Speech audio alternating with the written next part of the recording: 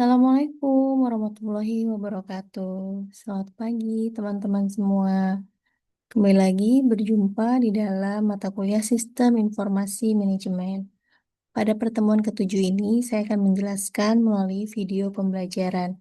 Adapun materi yang akan kita bahas adalah yang pertama ada hakikat database, kemudian ada sistem manajemen database, kemudian ada pengembangan dan pengelolaan sistem basis data dalam sistem informasi manajemen ya. Tentunya pertemuan ketujuh ini merupakan pertemuan mendekati untuk ujian tengah semester ya teman-teman. Nah, tentu kita sudah membahas terkait dengan data itu sendiri ya, karena kita akan membahas yang pertama adalah tentang database nih. Nah, pada beberapa minggu kemarin kita membahas terkait dengan data ya. Jadi seperti yang teman-teman ingat gitu ya, data adalah sekumpulan baris fakta yang mewakili peristiwa yang terjadi pada suatu organisasi atau pada lingkungan fisik sebelum diolah ke dalam format yang bisa dimengerti dan digunakan oleh manusia. Jadi, data ini diambil dari bahasa Latin gitu ya, yang artinya adalah memberi. Nah, adapun pengertian database itu sendiri adalah, oke, database adalah kumpulan informasi yang disimpan dalam komputer secara sistematik untuk memperoleh informasi dari basis data. Database adalah representasi kumpulan fakta yang saling berhubungan, disimpan secara bersama untuk memenuhi berbagai kebutuhan. Jadi, database ini merupakan sekumpulan informasi yang saling berkaitan pada suatu subjek tertentu untuk tujuan tertentu. Jadi, database ini bisa dibilang sebagai record gitu ya, record operasional lengkap dari suatu organisasi atau perusahaan. Nah, istilah database sendiri berawal dari ilmu komputer. Kemudian artinya juga semakin luas, memasukkan hal-hal yang di luar bidang elektronika. Jadi catatan yang mirip dengan database sebenarnya sudah ada sebelum revolusi industri, yaitu dalam bentuk buku besar, kwitansi, dan kumpulan data yang berhubungan dengan bisnis gitu ya. Kemudian di sini ada beberapa perangkat untuk membuat database. Jadi database dapat dibuat dan diolah dengan menggunakan suatu program komputer, yaitu software. Software yang digunakan untuk mengelola dan memanggil query database disebut dengan database management system atau sistem manajemen basis data. Jadi kalau misalkan eh, kalau di bahasa pemrograman ada yang namanya SQL, nah itu bagian daripada si database management system. Jadi DBMS ini terdiri atas dua komponen, yaitu ada komponen Relational Database Management System dan ada Overview of Database Management System ya.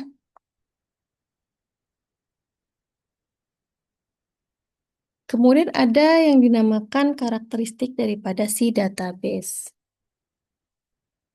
Apa aja karakteristiknya? Yang pertama tentu data yang sama dapat diakses secara serempak oleh beberapa pengguna untuk berbagai kegunaan yang berbeda. Kemudian data tidak tergantung pada struktur penyimpanan atau cara membaca data dari program aplikasi. Kemudian data memiliki integritas atau akurasi dan validasi yang terkendali. Itu bagian daripada karakteristik database ya. Jadi strategi akses terhadap data yang bersifat logis juga bisa menyebabkan database berbeda dari file-file komputer yang lain. Aplikasi yang ada di komputer ini sebenarnya bergantung pada struktur data yang dimiliki oleh si database. Jadi, aplikasi yang tidak mengetahui cara data disimpan pada database, database ini memiliki sifat terbebaskan dari keadaan fisik data yang dapat menyebabkan si database ini mengembang ukurannya. Tetapi hal tersebut juga dapat dengan mudah juga diatasi dengan cara dipindahkan ke sistem yang lebih besar lagi tanpa menulis ulang aplikasinya. Kemudian yang berikutnya ada konsep dan sistem basis data. Jadi sistem basis data ini merupakan sistem yang terkomputerisasi dengan tujuan utamanya adalah tentu memelihara informasi dan membuat informasi tersebut menjadi lebih tersedia saat dibutuhkan. Kemudian ada menurut Sopiansa, sistem basis data adalah suatu informasi yang mengintegrasikan kumpulan dari data yang saling berhubungan satu dengan yang lainnya dan membuatnya tersedia untuk beberapa aplikasi yang bermacam-macam dari suatu instansi. Jadi, konsep dasar dari basis data ini adalah kumpulan dari catatan gitu ya, kumpulan daripada catatan pengetahuan. Jadi sebuah basis data ini memiliki penjelasan terstruktur dari jenis fakta yang tersimpan di dalamnya. Penjelasan tersebut itu dinamakan dengan skema, penjelasan struktur tadi. Nah, skema ini menggambarkan objek yang diwakili suatu basis data dan hubungan di antara objek tersebut. Jadi istilah basis data ini mengacu pada koleksi dari data-data yang saling berhubungan dengan perangkat lunaknya, gitu ya. Nah, basis data ini kan tadi kumpulan data terhubung yang disimpan secara bersama-sama pada suatu media yang diorganisasikan berdasarkan sebuah skema atau struktur tertentu. Dan dengan software untuk melakukan manipulasi untuk kegiatan tertentu. Adapun pemanfaatan daripada basis data diantaranya, yang pertama tentu sebagai salah satu komponen penting dalam sistem informasi karena merupakan dasar daripada penyedia informasi. Kemudian menentukan kualitas informasi. Jadi dengan adanya basis data, informasi menjadi suatu akurat, tepat waktu, dan relevan. Kemudian mengurangi duplikasi data atau data redundansi. Jadi manajemen database ini bisa mengurangi yang namanya adanya duplikasi data. Makanya di dalam file komputer, kita tidak bisa kan memberikan nama file dengan nama yang sama itu ya. Nah, itu adalah tujuan daripada basis data untuk mengurangi adanya redundansi tadi. Kemudian hubungan data dapat ditingkatkan. Kemudian manfaat berikutnya adalah manipulasi terhadap data dengan cepat dan mudah. Arti daripada manipulasi ini tentunya terkait dengan bagaimana kita bisa merubah data tersebut gitu ya, dengan bantuan software komputer dengan cepat dan mudah ya. Ya artinya juga manipulasi bisa positif, bisa negatif ya kan. Kalaupun kita mau melakukan manipulasi yang negatif juga bisa dilakukan dengan cepat dan mudah juga dengan bantuan software gitu ya kan. Banyak, cuman kan itu tidak boleh dilakukan.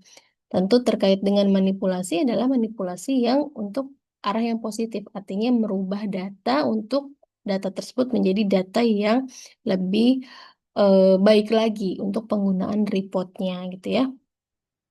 Kemudian efisiensi penggunaan ruang penyimpanan ya. Jadi memang database ini mengatur terkait dengan penyimpanan data juga ya, makanya tadi kita tidak boleh memberikan nama file secara sama gitu ya, karena akan ada penolakan. Nah, itu bagian daripada manajemen database ya.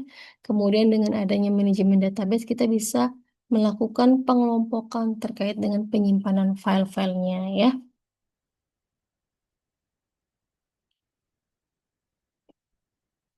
Nah, kemudian terdapat beberapa hal yang memang harus dipatuhi pada file basis data agar dapat memenuhi kriteria sebagai suatu basis data. Yang pertama adalah data redundansi, ya. Jadi redundansi itu adalah tadi kerangkapan atau duplikasi data. Jadi penyimpanan item data yang sama lebih dari satu lokasi fisik, gitu ya.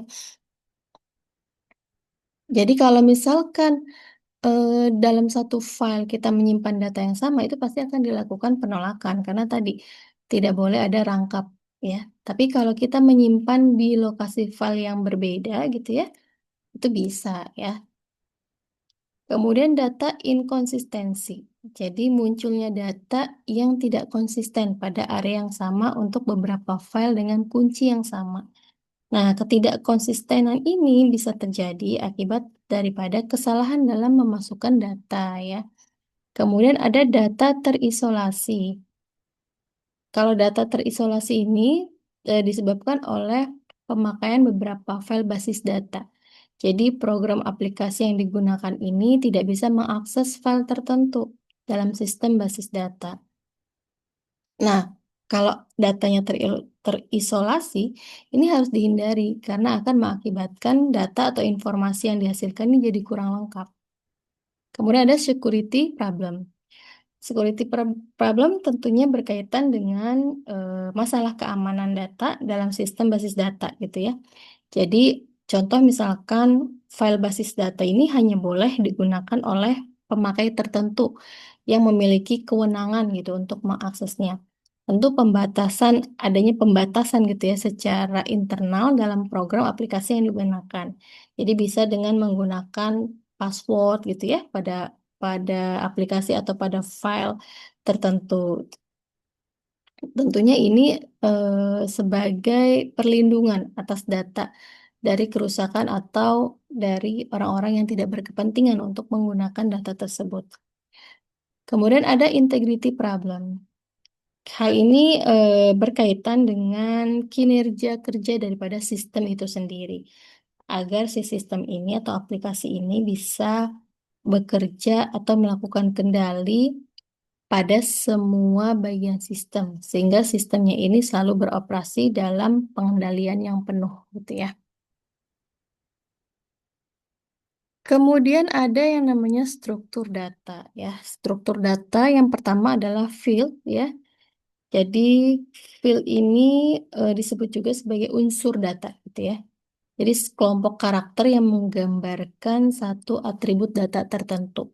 Misalkan nama mahasiswa, kemudian nomor induk mahasiswa, mata kuliah yang diambil. Nah, itu merupakan field gitu ya, unsur data.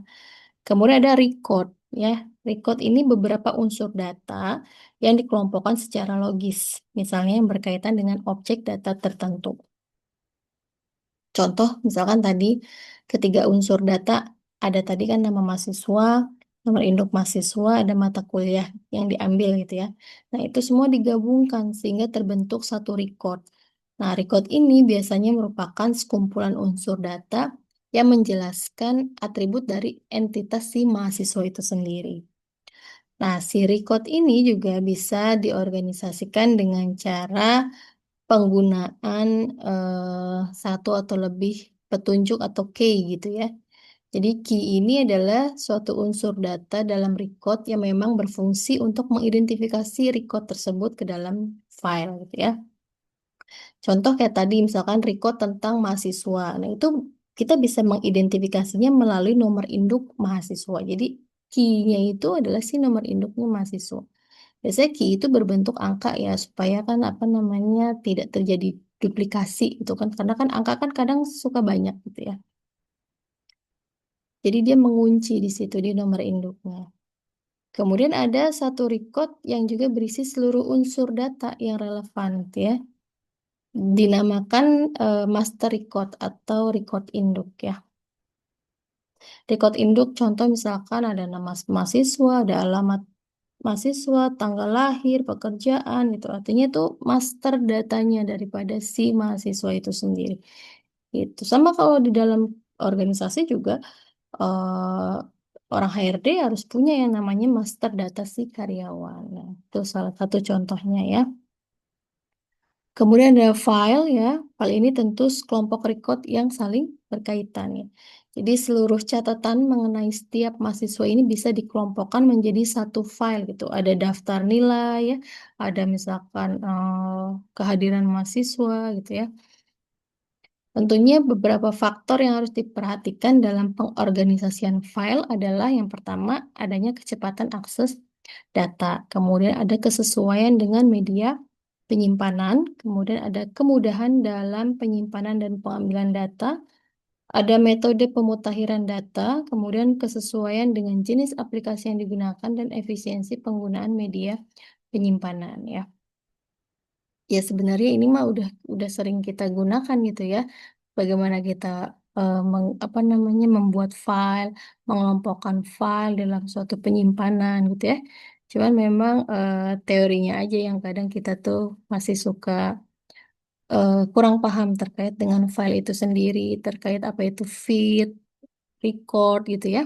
Nah itu. sebenarnya merupakan struktur daripada data ya. Kemudian yang berikutnya adalah elemen-elemen daripada sistem basis data.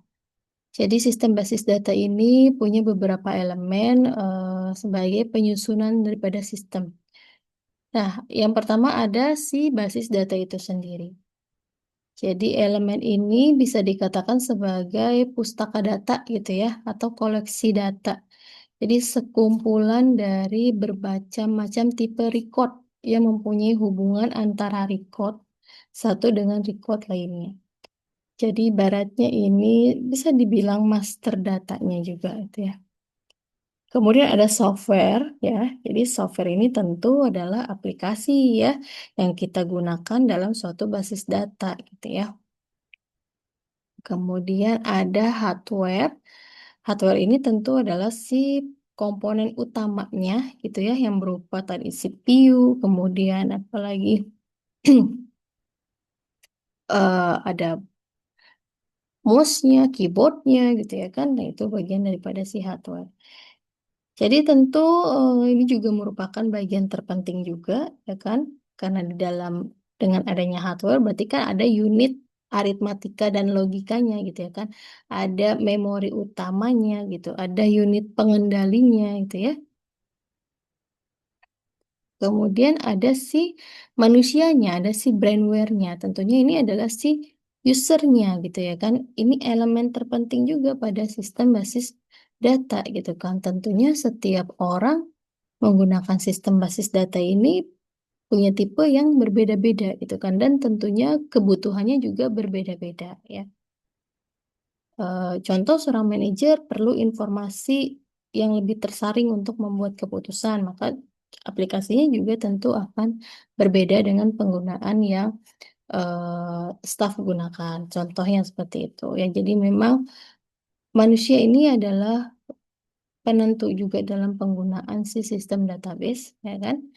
Jadi secanggih apapun sistemnya, aplikasinya, database-nya lengkap, tapi kalau manusianya nggak bisa mengerjakan, tentu sistem database ini juga tidak memberikan arti apa-apa gitu ya kan. Jadi memang suatu sistem basis data ini harus memberikan pemusatan perhatian pada si pemakainya.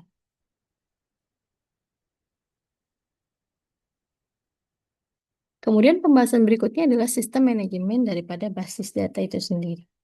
Jadi sistem manajemen basis data atau database management system atau bisa disingkat DBMS ini adalah suatu perangkat lunak atau program yang mengorganisasikan, mengkategorikan, menyimpan dan menampilkan kembali serta memelihara data dalam basis data yang memungkinkan bagi beberapa pemakai untuk mengakses data yang disimpan dalam basis data secara bersama-sama dengan menggunakan berbagai macam aplikasi ya. Contoh kayak misalkan kita meng-create file di suatu aplikasi Word gitu ya kan.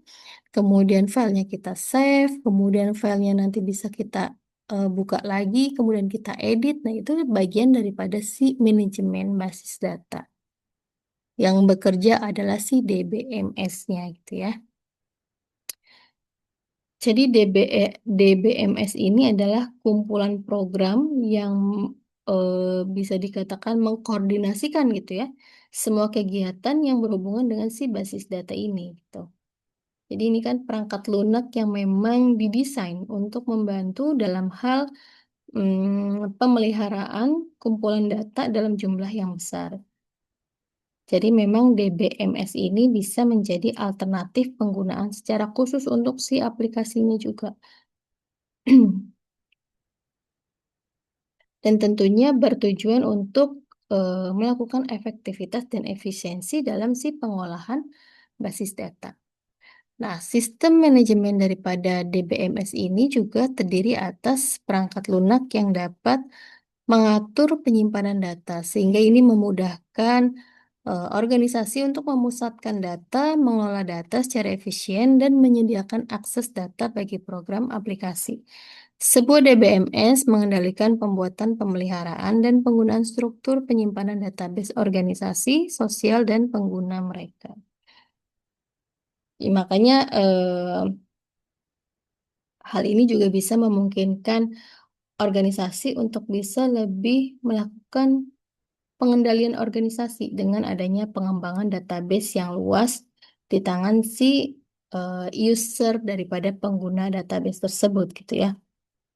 Jadi dalam sistem yang besar gitu ya, sebuah si DBMS ini memungkinkan si pengguna dan perangkat lunak lainnya untuk bisa menyimpan dan mengambil data secara lebih terstruktur gitu.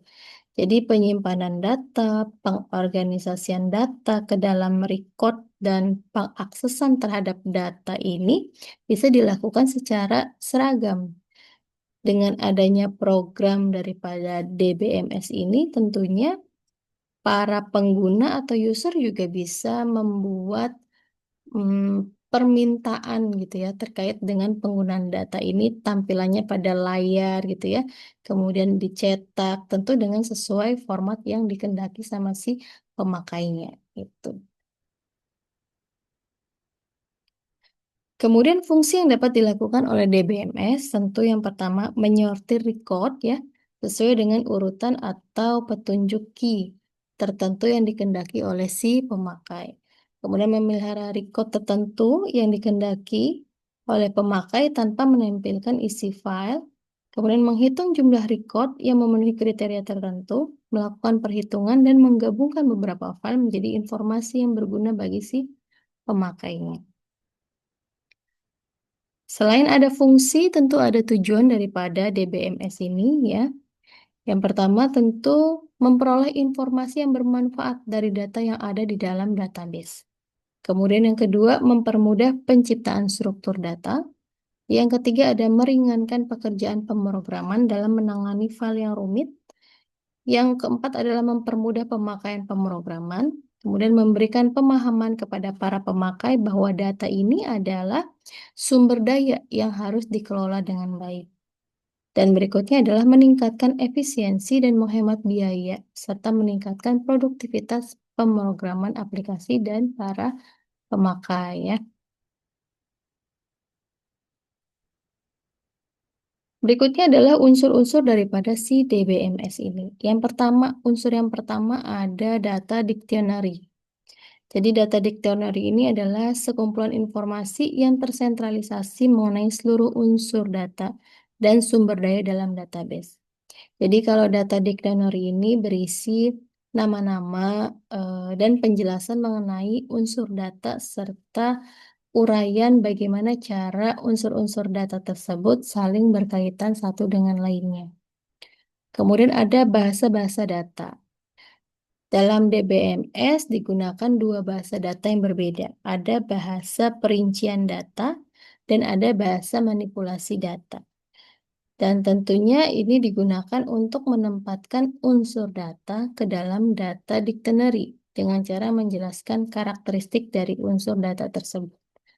Kemudian ada administrasi basis data. Jadi sistem basis data yang sudah terpasang dalam suatu organisasi, maka implementasi dari sistem tersebut, misalnya dalam hal pengontrolan sistem, perubahan format record, menambah serta menghapus record, ini perlu dipusatkan di bawah kendalinya si administrasi basis data. Jadi si administrasi basis data ini memiliki kemampuan, kewenangan untuk menetapkan kebijakan, isi, dan kontrol atas data, serta harus mampu menggunakannya sesuai dengan prinsip manajemen sumber daya sehingga diperoleh manfaat yang maksimum daripada basis data sebagaimana layaknya sumber daya. Itu adalah unsur-unsur daripada database management system.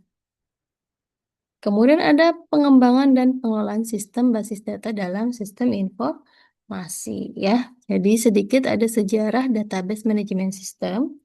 Jadi pada generasi pertama DBMS ini didesain oleh Charles Beckman ya di perusahaan generasi elektrik pada awal tahun 1960-an.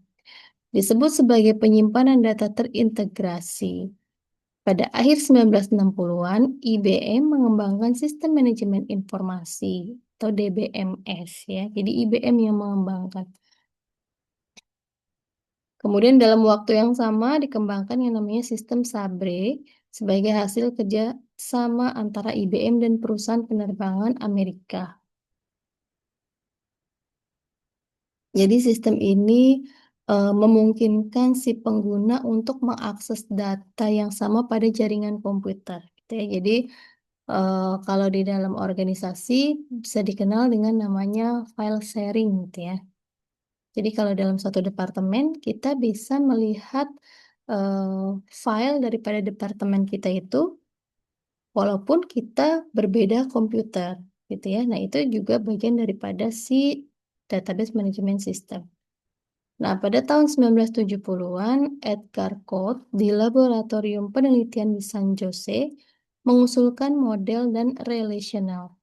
Pada tahun 80-an, model relational ini menjadi paradigma DBMS yang paling dominan. Nah, model daripada relational ini disebut sebagai SQL gitu ya. Jadi ini yang bahasa pemrograman SQL query. Nah, itu dikembangkan melalui data relasional tadi ya. Jadi sebagai bagian daripada proyeknya si DBMS ini ya. Nah, si SQL ini apa namanya? Bahasa-bahasa pemrograman yang memang terstandarisasi untuk digunakan dalam pembuatan aplikasi atau pelayanan DBMS ya. Dan dia sudah terstandarisasi secara internasional. Makanya setiap komputer eh, dalam penggunaan dalam pembuatan aplikasi gitu ya, dalam pembuatan create software baru gitu ya. Nah, itu penggunanya lewat bahasa pemrogramannya ya SQL ini gitu kan. Kemudian ada apa lagi nih? Oh, tujuan. Tujuan pengembangan sistem basis data. Tujuan adanya pengembangan sistem basis data tentunya yang pertama adalah fleksibilitas data. Jadi fleksibilitas data ini dimaksudkan untuk memberikan kemudahan dalam menampilkan kembali data-data yang dipilih dan diperlukan dalam basis data dan bisa diimpresentasikan dalam format-format yang berbeda. Kemudian ada integritas data. Tentunya dengan adanya integritas data ini sebagai sarana gitu ya untuk selalu meyakinkan bahwa nilai-nilai data dalam sistem basis data ini adalah benar, konsisten, dan selalu tersedia gitu. Jadi salah satu cara yang terbaik untuk meyakinkan integritas data adalah meyakinkan bahwa nilai-nilai data ini adalah benar adanya. Kemudian ada keamanan data atau security data gitu ya, data security. Keamanan data diperlukan untuk melindungi data terhadap akses yang tidak legal oleh pihak-pihak yang tidak berwenang ya, yang mungkin bermaksud untuk merugikan atau mungkin malah merusak data yang tersimpan gitu ya. Nah, keamanan ini merupakan aspek yang kritis dalam sistem basis data. Dan ini juga salah satu cara dalam mengamankan data melalui recovery. Nah, makanya pada saat kita melakukan penyimpanan file dalam komputer itu kan biasanya ada tuh recovery-nya ya kan. Nah, itu biasanya bisa dipilih juga dalam sistem pengaturan filenya ya. Jadi recovery ini adalah proses penggunaan data cadangan untuk menciptakan atau menyusun kembali data yang mengalami kerusakan. Jadi fasilitas keamanan data yang lazim digunakan biasanya sih password ya untuk individu pemakai atau user gitu ya. Jadi hanya boleh user-user yang memang memiliki kewenangan untuk mengakses data-data yang ada. Kemudian ada independensi data. Jadi independensi data ini merupakan ketidaktergantungan data gitu ya. Nah, ketidaktergantungan data ini terdiri atas dua dimensi. Ada dimensi logis dan ada dimensi fisik gitu ya. Kalau independensi secara fisik ini cara-cara penyimpanan dan pengaksesan data dalam sistem basis data ini bisa dirubah tanpa membutuhkan perubahan dalam skema logis. Artinya tidak merubah yang namanya SQL atau bahasa pemrograman. Tapi kalau misalkan independensi secara logis, ini perubahan-perubahan kebutuhan user terhadap data dapat dirubah, akan tetapi hal ini tidak mengakibatkan perubahan atau dampak pada pandangan user terhadap basis data atau skema logisnya. Kemudian ada meminimalisasi kerangkapan data atau data redundansi ya. Kerangkapan data dalam sistem basis data dapat menimbulkan beberapa masalah tentunya ya dalam proses pengaksesan data. Jadi dengan adanya kerangkapan data tentu akan mengakibatkan media penyimpanan ini terlalu banyak atau penggunanya terlalu sia-sia gitu ya, dan akses yang lebih lama serta akan menimbulkan masalah dalam integrasi data. Makanya di dalam satu file tidak boleh menyimpan dengan nama file yang sama, tetapi kalau untuk eh, di apa namanya di file yang berbeda itu kita bisa menyimpan data tersebut dengan beberapa kali gitu kan. Cuman kan dampaknya adalah penyimpanannya atau storage-nya akan menjadi penuh dan secara umum ya akan menjadi sia-sia aja gitu kan. Artinya yang ngapain menyimpan data yang sama dalam file yang berbeda-beda gitu ya kan. Karena urgensinya apa? Orang datanya sama gitu. Kemudian ada apa lagi nih?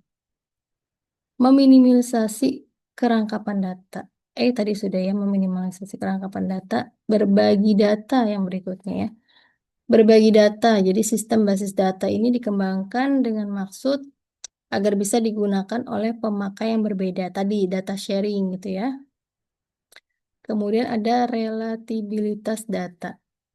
Relatabilitas data ini kemampuan untuk menetapkan hubungan yang logis antara tipe record yang berbeda dalam file yang berbeda. Kemudian ada standarisasi data. Standarisasi ini menunjukkan definisi rinci data dalam batas yang digunakan pada definisi nama secara terperinci dan format penyimpanan dalam basis data. Jadi sebagian besar sistem manajemen basis data ini memberikan fasilitas data dictionary tadi untuk mendefinisikan nama-nama rinci data dan format dalam penyimpanan. Kayak misalkan dalam file penyimpanan itu kan kita tidak bisa menggunakan eh, karakter simbol gitu ya kan. Jadi pada saat melakukan penyimpanan, ya nama filenya adalah nama-nama file yang tidak mengandung karakter atau simbol gitu ya. Karena itu sudah dilakukan standarisasi data terkait dengan format penyimpanan dalam basis data. Kemudian ada produktivitas personal. Jadi dengan adanya sistem manajemen basis data, diharapkan mampu meningkatkan yang namanya produktivitas kerja daripada setiap pengguna. Jadi pada saat kita membuat laporan gitu ya, itu bisa dilakukan dengan lebih cepat, tepat, dan akurat. Nah, itu terkait dengan tujuan pengembangan sistem basis data. Kemudian ada tahapan pengembangan sistem basis data. Nah, ini saya menggunakan yang namanya Fishbone ya, teman-teman. Yang kemarin sempat dijelaskan terkait dengan pengambilan keputusan menggunakan eh, model Fishbone ya. Nah, apa sih tahapan-tahapan dalam pengembangan sistem basis data? Yang pertama tentu adanya perencanaan, planning gitu ya. Jadi ini berkaitan dengan meng-create suatu sistem basis data atau meng-create suatu yang namanya pemrograman baru atau aplikasi baru. Nah, ini tahapan-tahapan bagaimana melakukan create atau pengembangan daripada sistem basis data atau program atau aplikasi. Nah, yang pertama tadi adalah perencanaan. Tahap pertama dari pengembangan sistem basis data tentu adalah si perencanaan. Dan tahap ini perlu mendapatkan perhatian penting gitu ya dari si pihak pengembang atau pihak yang melakukan creator dengan si penggunanya atau usernya ya. tentu ada apa aja sih di dalam tahap perencanaan? Yang pertama adalah mengidentifikasi perencanaan yang strategis.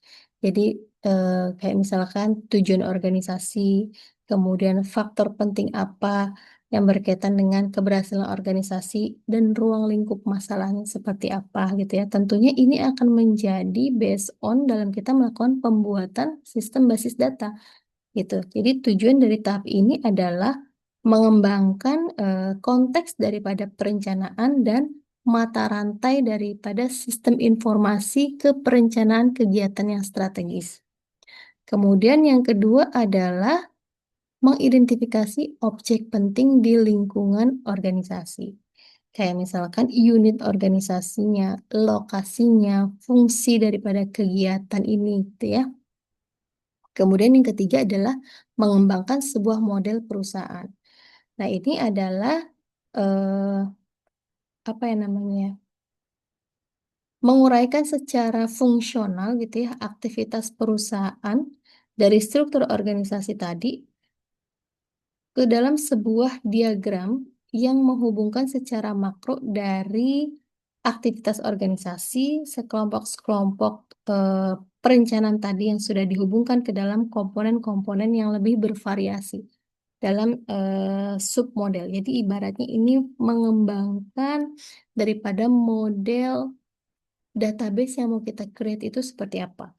Eh, Berkaitan dengan kebutuhan daripada si pengguna itu sendiri. Kemudian yang tahapan berikutnya adalah si analisa. Tujuan daripada analisa ini tentunya mengembangkan perincian atau perencanaan tadi yang sudah disusun secara spesifik gitu ya, dari kebutuhan sistem informasi yang mendukung aktivitas daripada si organisasi.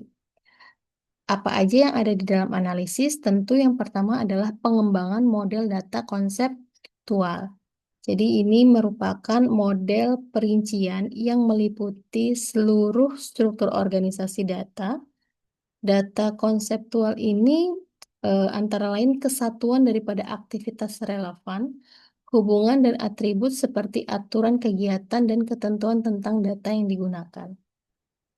Jadi terkait dengan sistem database ini mau seperti apa gitu ya. Kemudian nanti kita mau customnya bagaimana gitu untuk sebuah database ini. Apakah database ini nantinya bisa dipakai atau bisa diakses oleh seluruh user dalam suatu departemen tersebut atau memang hanya ada beberapa user yang bisa mengakses atau dibuat hierarki berjenjang gitu ya terkait dengan akses user. Nah, itu adalah bagian daripada pengembangan model data konseptual. Kemudian adalah pengembangan model proses. Nah, ini sekelompok ketentuan dari pelaksanaan tugasnya gitu ya dalam mendukung suatu kegiatan organisasi. Jadi dalam mengembangkan model proses, ini ada dua hal juga yang mendasar. Yang pertama adalah proses fisik dan proses informasi. Jadi kalau proses fisik tentunya bagaimana kita melakukan pengerjaan di dalam database tersebut. Kalau secara teknisnya gitu ya. Kalau proses informasi tentu merubah data menjadi suatu informasi dalam bentuk laporan. Jadi kalau model proses ini lebih kepada teknis bagaimana si database itu nanti akan digunakan oleh user.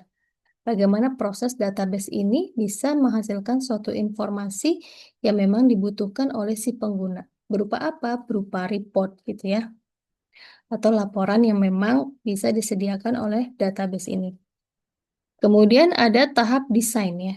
Tahap desain ini ada dua hal yang harus dilakukan. Yang pertama tentu mendefinisikan struktur logis basis data dan mendefinisikan program fisik. Jadi kalau program fisiknya ini berkaitan dengan teknisnya juga ya, apa namanya kita mendesain contoh contoh gampangnya gini.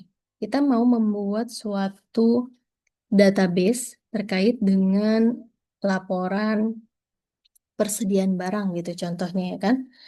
Nah, program fisiknya, artinya desain fisiknya, maunya nanti di dalam file database itu saya bisa melihat berapa sih stok barang yang ada gitu ya, berapa sih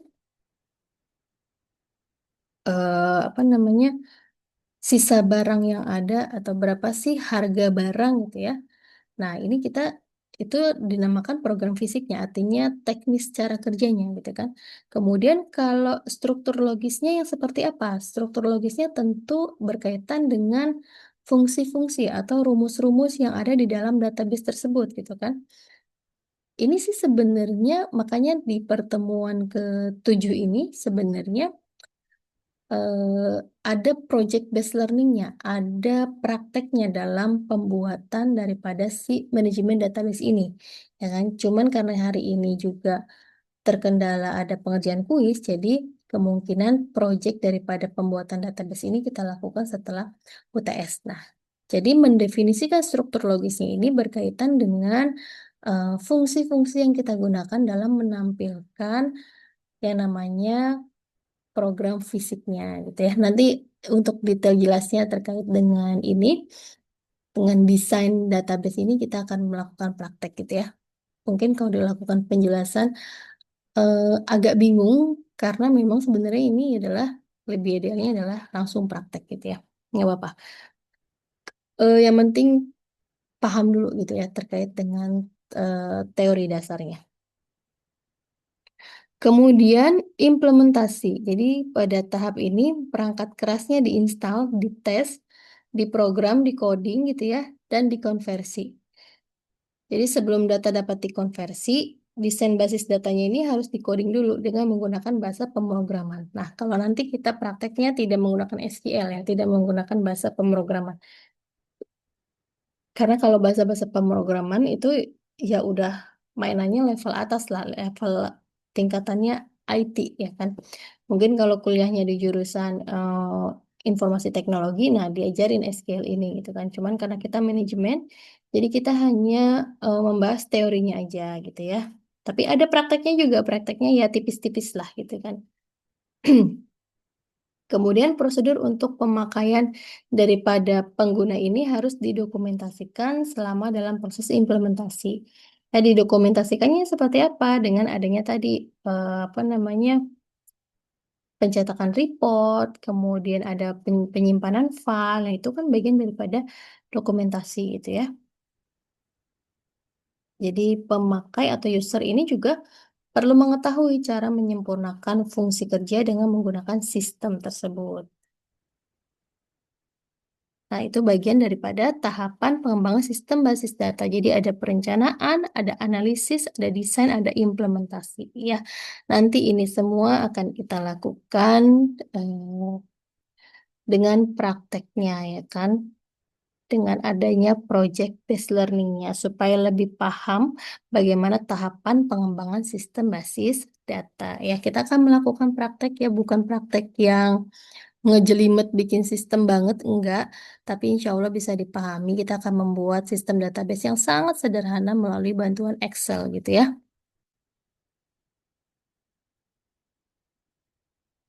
Kemudian ada pengelolaan sistem basis data dalam sistem informasi manajemen. Jadi sistem basis data ini tadi merupakan salah satu komponen penting ya dalam penyusunan sistem informasi manajemen.